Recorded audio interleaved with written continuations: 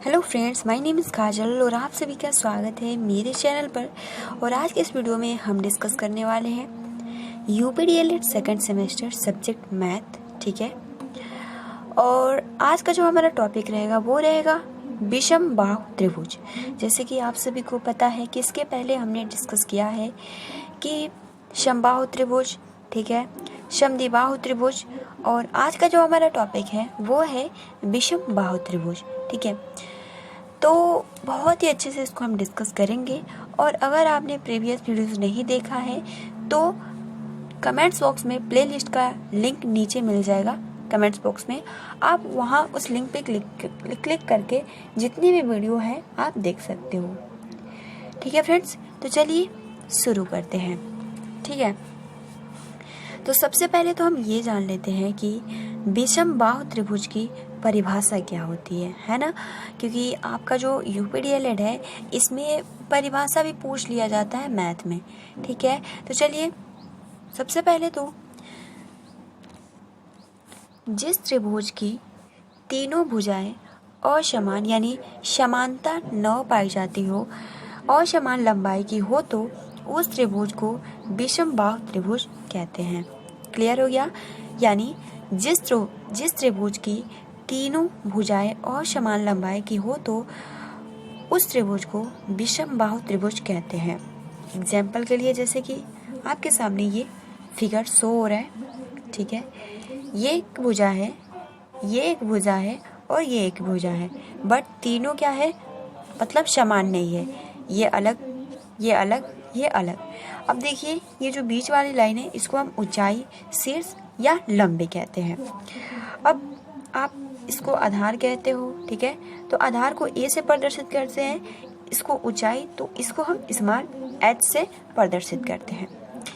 अब देखिए अगर आपके एग्जाम में प्रश्न ऐसे पूछा जाए, ठीक है, यदि आधार दिया हो तो ऊंचाई, ठीक है, यदि आधार दिया हो और ऊंचाई हो, ठीक, मतलब आधार दे दिया गया हो और ऊंचाई हो, तो आप किस सूत्र का प्रयोग करेंगे? क्लियर? तो आप त्रिभुज का क्षेत्रफल क्या होता है? तो त्रिभुज का क्षेत्रफल होता है 1/2 इंटू आधार इंटू ऊंचाई।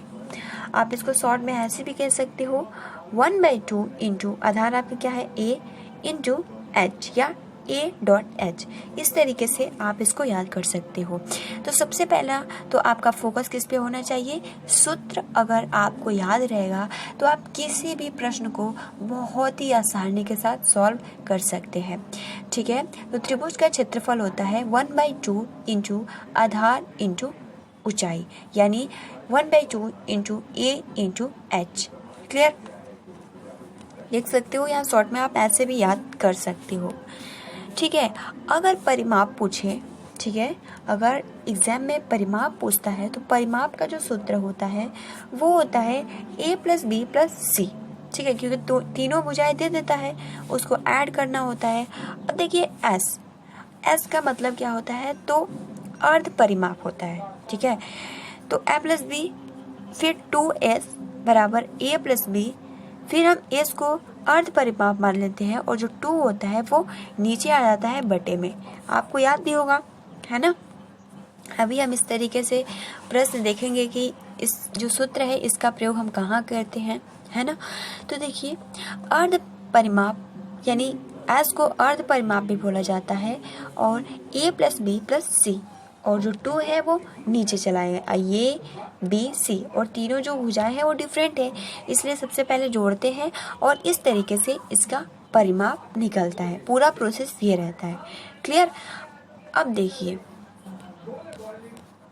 यह आप इस सूत्र याद कर लीजिएगा, परिमाप बराबर a + b + c। ठीक है, और देखिए अगर तीनों भुजाएं दी हो, मतलब तीनों भुजाएं दी हो, उसमें क्या था, केवल अगर आपका आधार और ऊंचाई दिया हो तो त्रिभुज का क्षेत्रफल होता है 1/2 इंटू a इंटू एच।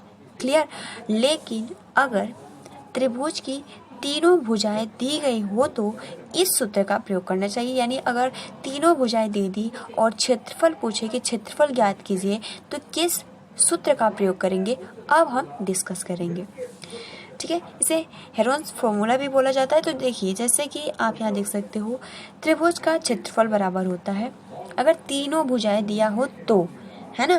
तो ये याद करने वाली बात है, अगर तीनों भुजाएं दे दिया हो तब हम इसका प्रयोग करते हैं। अगर केवल आधार और ऊंचाई देता है तब हम त्रिभुज का क्षेत्रफल जैसे कि 1/2 इंटू ए इंटू एच करते हैं। लेकिन अगर तीनों भुजाएं दे दी हो तो हम इस सूत्र का प्रयोग करते हैं, ठीक है, रूट एस इंटू ब्रैकेट में एस माइनस ए, ठीक है, इंटू ब्रैकेट में S minus B bracket close into S minus C bracket close.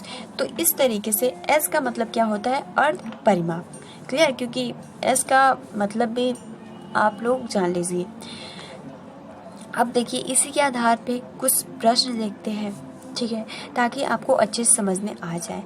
और भी हम बहुत सारे प्रश्न डिस्कस करेंगे। फिलहाल अभी हमने सूत्र डिस्कस किया, तो 1 2 3 4 सवाल भी देख लेते हैं, है ना। तो देखिए, सबसे फर्स्ट जो आपका प्रश्न है कि किसी त्रिभुज का आधार 15 सेंटीमीटर है, ठीक है। सबसे पहले तो आप क्वेश्चन पढ़ेंगे कि कोई त्रिभुज है, उसका आधार 15 सेंटीमीटर है और जो उसकी ऊंचाई है वो 12 सेंटीमीटर है। एक अन्य त्रिभुज की ऊंचाई क्या होगी जिसका क्षेत्रफल पहले वाले त्रिभुज के क्षेत्रफल का दोगुना है और आधार 20 सेंटीमीटर है। अब देखिए, ये सवाल इतना घुमाया है, लेकिन इसको बहुत ही आसानी के साथ आप इसको सॉल्व कर सकते हो। क्या कह रहा है कि किसी त्रिभुज का आधार 15 सेंटीमीटर है और उसकी ऊंचाई 12 सेंटीमीटर है। क्लियर। तो देखिए, सबसे पहले तो मैंने यहाँ सॉल्व कर दिया है, क्योंकि पीडीएफ देना होता है, ठीक है। यहाँ क्योंकि 2 त्रिभुज के बारे में बोल रहा है, फर्स्ट तो यही कह रहा है ना कि किसी त्रिभुज का आधार 15 सेंटीमीटर है और उसकी ऊंचाई 12 सेंटीमीटर है। तो सबसे पहले तो हमें पता है कि अगर किसी भी त्रिभुज का अगर आधार दिया हो, ऊंचाई दिया हो, तो हम किस सूत्र का प्रयोग करते हैं, तो वो करते हैं त्रिभुज का क्षेत्रफल बराबर होता है 1/2 इंटू ए इंटू एच। तो सबसे पहले तो हम इसको छोड़ेंगे, ठीक है, इसको छोड़ेंगे और यहाँ तक सबसे पहले हम सॉल्व करेंगे, ठीक है। तो देखिए, मान लेते हैं हमने कोई त्रिभुज बनाया, है ना, कोई त्रिभुज बनाया जिसकी भुजाएं समान नहीं है। आधार जो दिया है वो 15 सेंटीमीटर दिया है, ऊंचाई जो दिया है वो 12 सेंटीमीटर दिया है। क्लियर। और त्रिभुज का क्षेत्रफल क्या होता है, तो 1/2 इंटू ए इंटू एच। आपका ए कितना है, आधार कितना है 15, एच कितना है, ऊंचाई 12, ठीक है। तो 1/2 हम सूत्र लिखेंगे, अभी हम काटेंगे नहीं, ठीक है, मैं तो वो लगा दी हूँ तो काट दी हूँ। तो लिखेंगे हम 1/2 इंटू 15 इंटू 12, ठीक है। 2 से ये 6 बार में जाएगा, 15 का मल्टीप्लाई 6 में करेंगे तो यहाँ पर आपका जो क्षेत्रफल आ गया, इसका पूरा जो क्षेत्रफल है वो है 90 वर्ग सेंटीमीटर, ठीक है, या सेंटीमीटर स्क्वायर भी बोल सकते हो। क्लियर। अब देखिए, हमारा जो एक त्रिभुज का क्षेत्रफल क्या आ गया, 90 सेंटीमीटर स्क्वायर आ गया। अब देखिए क्या कह रहे हैं, अब यह कह रहे हैं कि एक अन्य त्रिभुज की ऊंचाई क्या होगी। मतलब कोई हमने एक त्रिभुज, हमें पता है कि उसकी ऊंचाई 12 सेंटीमीटर है, तो दूसरे की पूछ रहा है कि उसकी ऊंचाई क्या होगी। क्लियर। फिर कह रहा है जिसका क्षेत्रफल पहले वाले त्रिभुज के क्षेत्रफल का दोगुना है। यानी हमने अभी पहले वाले का क्षेत्रफल निकाला तो क्या आया था, 90 सेंटीमीटर स्क्वायर। तो ये कह रहे हैं कि पहले वाले क्षेत्रफल से दोगुना है, तो सिंपल कुछ नहीं करना है, 90 से 2 का मल्टीप्लाई कर दीजिए। तो 90 में 2 का मल्टीप्लाई करेंगे तो 180 आ जाएगा, मतलब 180 सेंटीमीटर स्क्वायर आ जाएगा दूसरे वाले त्रिभुज का क्षेत्रफल।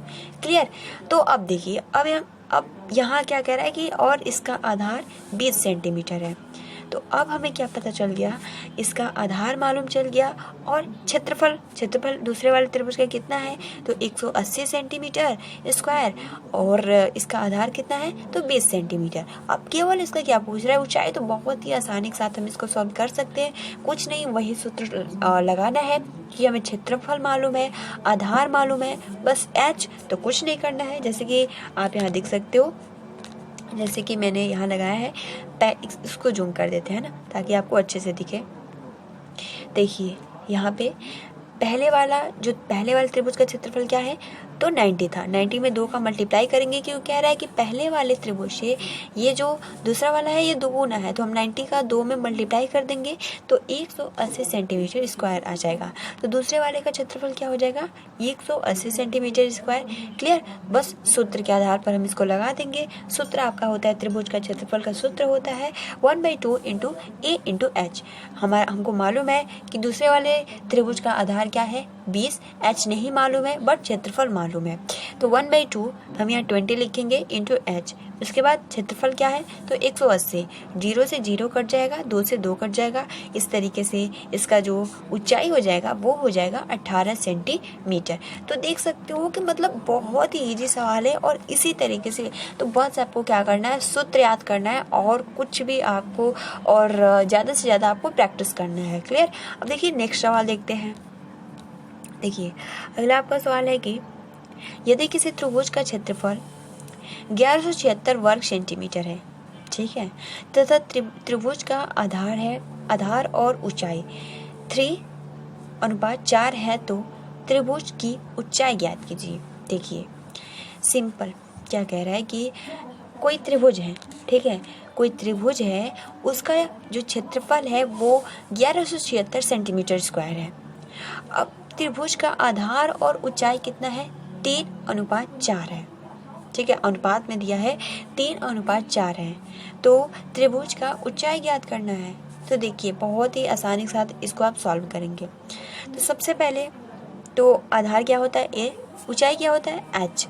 आपका क्रमशः आधार क्या है तो 3:4। तो देखिए अभी मालूम नहीं है कि क्या है एग्जैक्टली क्या आएगा, तो इसको हम कैसे सॉल्व करेंगे। तो मान लीजिए हमने x मान लिया, ठीक है, यहाँ पे अनुपात में दिया है तो हम इसको x मान लेंगे, अनुपात में है तो हम मान लेते हैं कि a बराबर 3x और h बराबर 4x। क्लियर। अब क्षेत्रफल दिया है पहले से ही, तो पहले से ही दिया है तो कुछ नहीं करना है। क्षेत्रफल का सूत्र हम लिखेंगे 1/2 इंटू a इंटू एच और बराबर 1176। क्लियर। अब देखिए 1/2 हमारा a कितना है तो 3x है, h कितना है तो 4x है, ठीक। यहाँ 3x लिखेंगे इंटू 4x स्क्वायर इक्वल 1176।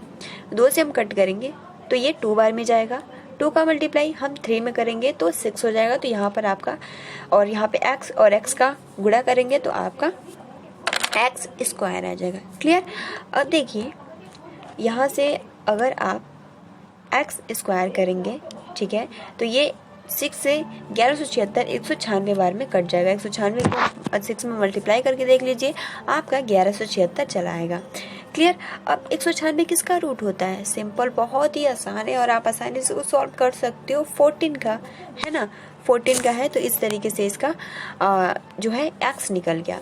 अब क्या पूछा है, आपका ऊंचाई पूछा है, ठीक है, तो यहाँ 4 है क्योंकि ऊंचाई पूछा है, तो हम 14 का इंटू 4 का मल्टीप्लाई कर देंगे तो आपका 56 प्राप्त हो जाएगा, है ना।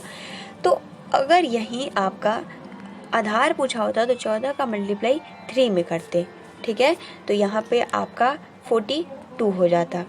क्लियर। तो गाइस ये कुछ नियम है, अगर इस तरीके से सवाल पूछा जाए तो आप आसानी से कर सकते हो, है ना। अब देखिए, ठीक है, अब देखिए अगला प्रश्न देखते हैं। तो देखिए अगला ऐसा प्रश्न बार बार इस तरीके से पूछ लिया जाता है, तो इसलिए मैंने ऐसा सवाल लिया है कि एक त्रिभुज की भुजाएं बटे में दिया है, ठीक है, और अनुपात में दिया है, तो इसको कैसे सॉल्व करते हैं। तो देखिए एक त्रिभुज की भुजाएं जो है वो 1/2 अनुपात 1/3 अनुपात 1/4 के अनुपात में है, ठीक।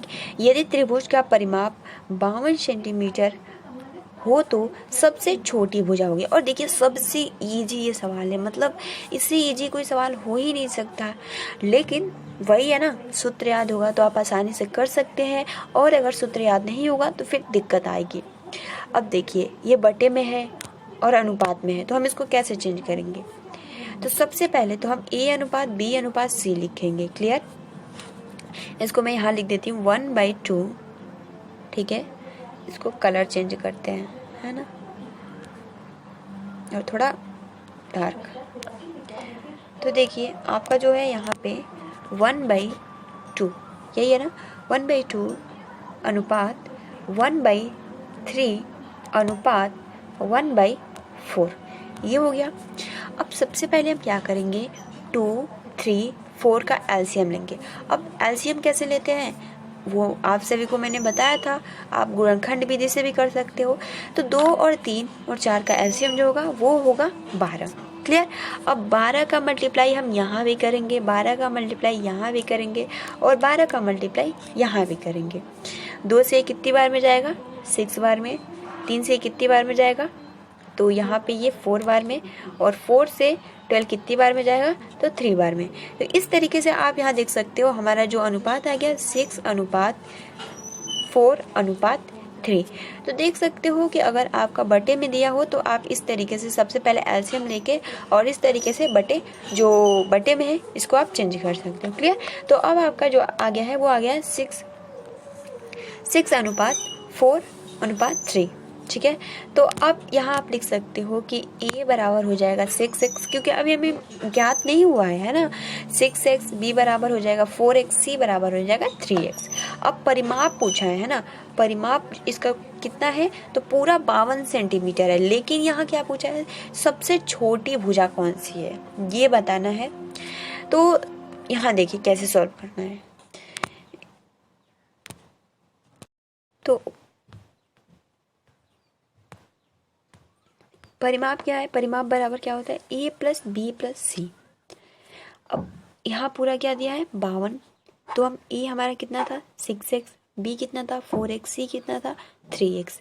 तो 6x 4x 3x को ऐड करेंगे तो 6 और 4 10 हो जाता है, 10 और 3 13 हो जाता है, 13x हो जाएगा। उसके बाद 52 हो जाएगा, x और 52 और 13 नीचे आ जाएगा तो कट जाएगा 4 बार में। तो x बराबर जो हो जाएगा वो हो जाएगा 4। क्लियर। अब यहाँ सबसे छोटे पूछा है तो सबसे छोटे कौन सा है, इसमें आपका 3x यानी c है। तो हम c का मल्टीप्लाई 4 में कर देंगे तो सबसे छोटी भुजा क्या है आपका 12 सेंटीमीटर यानी 12 सेंटीमीटर हो जाएगा। ठीक है।